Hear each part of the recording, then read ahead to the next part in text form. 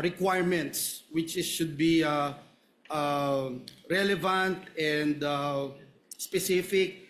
And kinikilala po natin dito sa korte na yung subpoena is an important tool na available po dito sa impeachment court in the search for truth.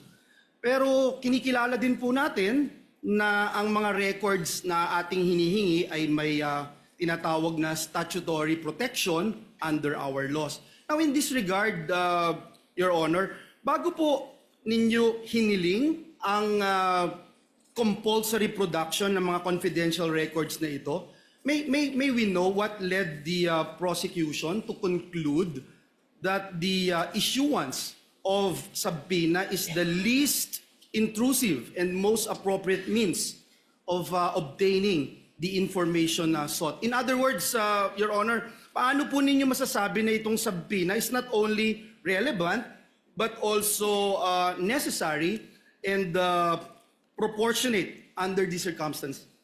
Ang subpoena po ang tanging paraan para makuha ng initong hukuman ang mga kinakailangan po natin na datos at impormasyon at dokumento. At hindi naman po siya intrusive dahil tulad na nabanggit ko po kanina, ay hindi pa naman ito question ng admissibility. Ang kailangan lang ay ma-produce sa korte yung mga dokumentong hinihingi. The issue of admissibility will come later and the defense will have sufficient opportunity to object and to oppose. Ngayon po, as far as the particular records that we are requesting are concerned, ito ay nakabatay nga sa nabanggit ko pong desisyon ng Supreme Court na pag tinitingnan natin ang issue ng unexplained wealth, hindi lang po pwedeng snapshot ang titingnan natin. Kailangan mula sa unang araw ng paglingkod ng isang lingkod bayan, yung kanyang final na salin, lahat ng mga kinita niya, ay makita natin.